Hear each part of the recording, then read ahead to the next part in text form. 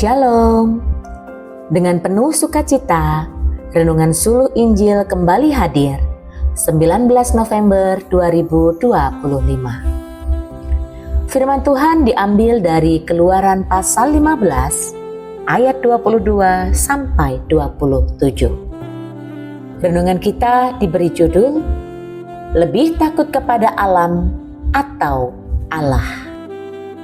Saudara yang dikasihi Allah, melalui renungan kita hari ini, kita diajak untuk semakin menyadari kemahakuasaan Allah kita. Dengan demikian, kita dapat lebih lagi menyebarkan sukacita kepada orang lain tentang Allah kita. Bahkan lebih dari itu, kita bisa semakin bersukacita di dalam Dia. Mengapa?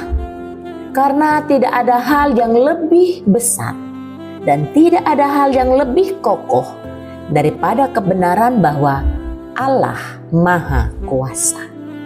Untuk memahami kemahakuasaan Allah, mari kita belajar dari 3 hal berikut. Yang pertama, belajar dari bangsa Israel yang meragukan kemahakuasaan Allah.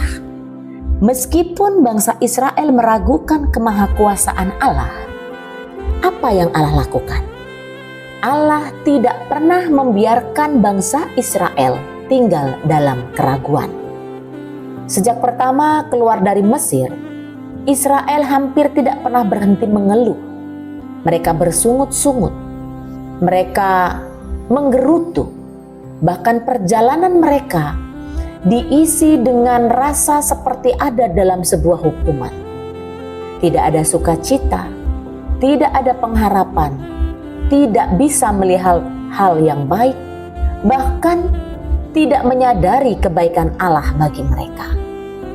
Meskipun tidak bisa dipungkiri bahwa perjalanan di padang gurun itu bukanlah hal yang mudah. Maka dari itu, percaya bahwa Allah ada itu sangat penting.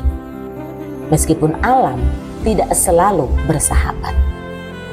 Yang kedua, meskipun lingkungan dan alam itu terkadang menakutkan karena tidak bersahabat, namun jejak anugerah Allah, kemurahan dan penyertaannya itu sungguh nyata dan tidak boleh kita lupakan. Maka dari itu, penting bagi kita orang percaya selalu memegang hal dasar, yaitu keyakinan bahwa Allah itu ada.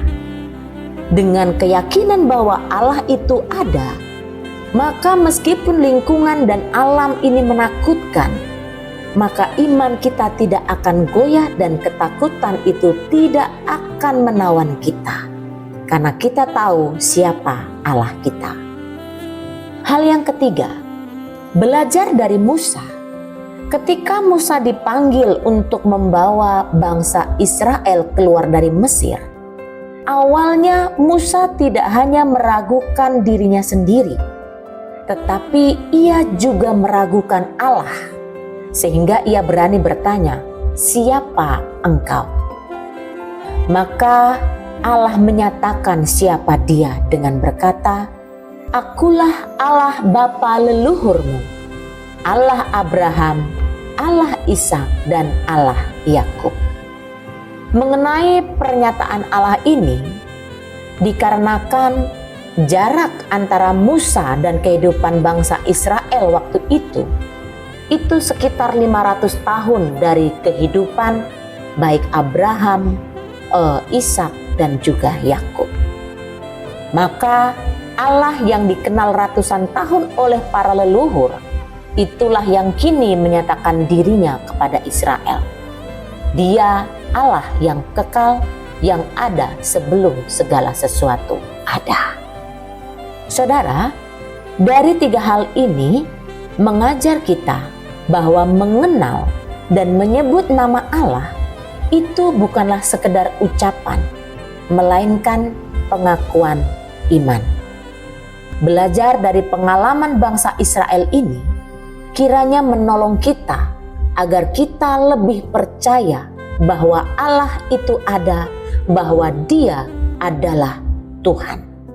Maka dari itu, dalam perjalanan hidup kita, entah dalam perjalanan melewati padang gurun, tengah badai, atau dalam situasi yang sulit seperti apapun badai kehidupan itu, bagaimana sikap hati kita?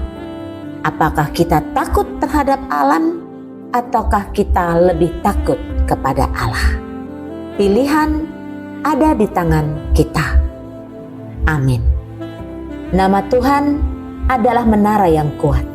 Kesanalah orang benar berlari dan ia selamat. Shalom.